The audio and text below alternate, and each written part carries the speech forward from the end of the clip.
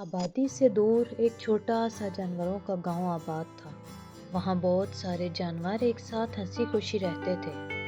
صرف ایک جانور ایسا تھا جو خوش نہیں تھا۔ وہ خرگوش تھا، کیونکہ کوئی بھی اسے اپنا دوست نہیں بنانا چاہتا تھا۔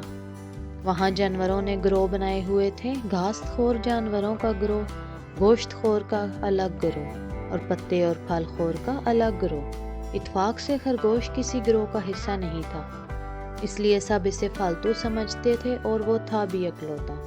اس لیے وہ بیچارہ بہت کوشش کرتا کہ کوئی اسے اپنے ساتھ شامل کر لے، پر کسی کو اس کی ضرورت ہی نہیں تھی۔ وہ بیچارہ اپنے آپ سے ہی باتیں کرتا رہتا، اس وجہ سے کچھ چڑچڑا بھی ہو گیا تھا۔ ایک دن شہر میں نئے چڑیا گھر کھلنے کی اجازت دے دی گئی۔